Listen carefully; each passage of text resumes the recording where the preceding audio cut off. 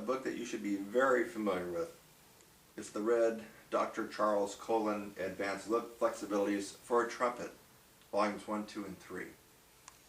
In my opinion, as an advanced trumpet player, as a semi-pro player, as a professional, you should have already gone through most of this book. Now, not everybody can get to the back of the book, but you should try, definitely. You should know this book pretty much inside and out. You should have mastered it as much as you can.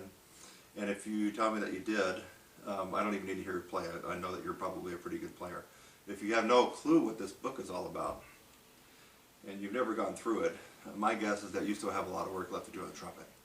But we're talking about starting at the very end of this book today, not the beginning. It's not a beginning or intermediate lesson.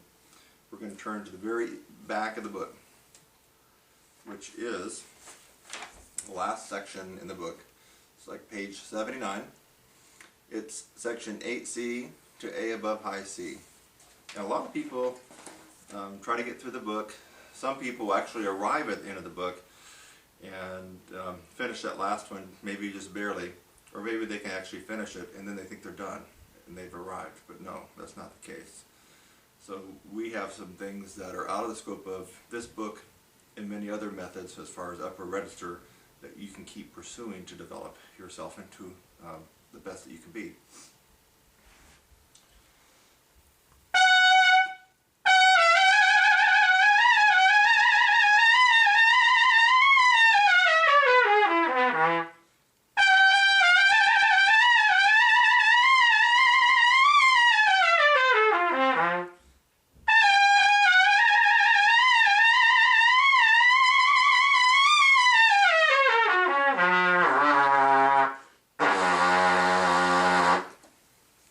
Popped out the first three on that page, and now we're on to the last page.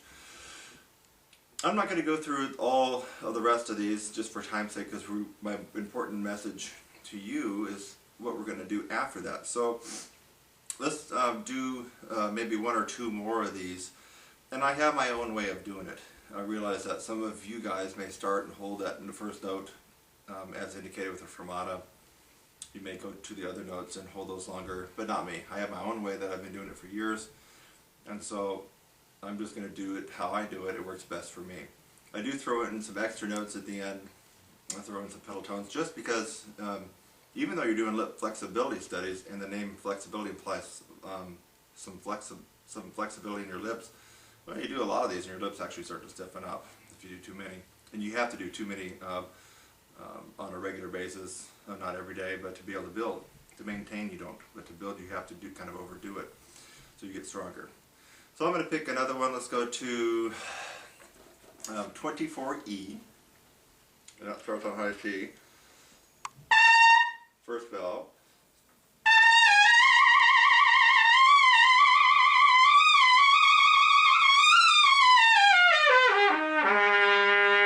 And then the last one, which is 24G, D, high D.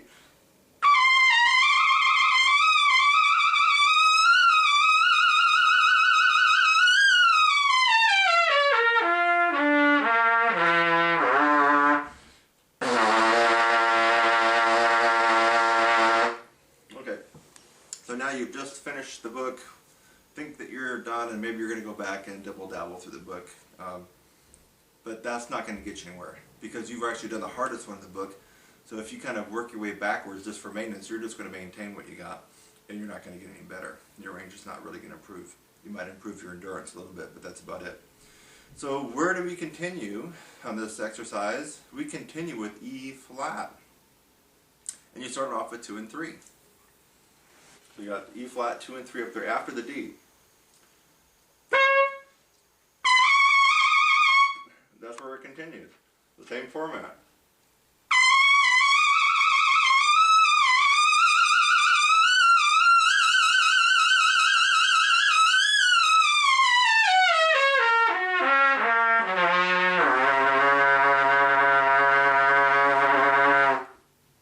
And you keep working yourself up. Now I'm not going to go through each one, but for me, I actually go up to double G. So that was E flat. So I do E flat, I'd rest a little bit, E, rest, F, rest, F sharp, and then I'd hit the double G.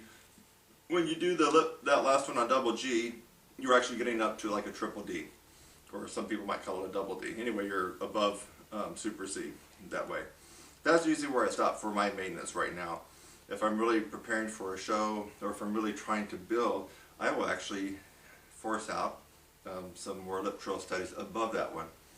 And there you start approaching the triple C when you do that. And it's good for you if you really have some stuff that's going to be challenging you. So I'm going to do maybe 2 more. So we just did E flat, and then you would go to E, 1 and 2, F first, F sharp second, and then G is about usually where I end up on a regular basis. So we'll go to F.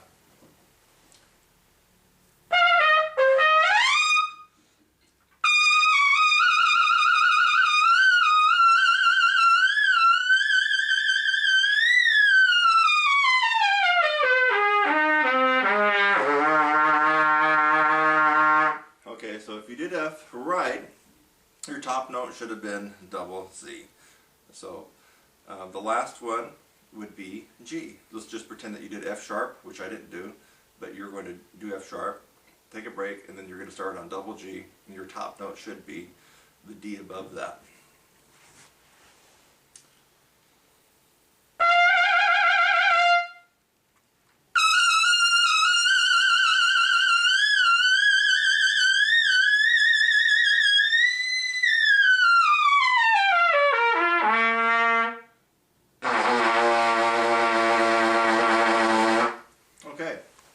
So those are some exercises that you can do past the end of this book. Now, there are so many other techniques that I do beyond the scope of most books. Some I've commingled with other exercises from other people, and some exercises are things I've made up on my own. But when you're trying to develop your upper register and your high notes and your sound and your tone way up high, there's no question, if you're not doing these types of lip flexibility exercises, my guess is either that you're not up there that high, or if you are, you got one of those real thin, shrill, annoying, lead playing kind of upper register sounds that most people just can't stand to listen to.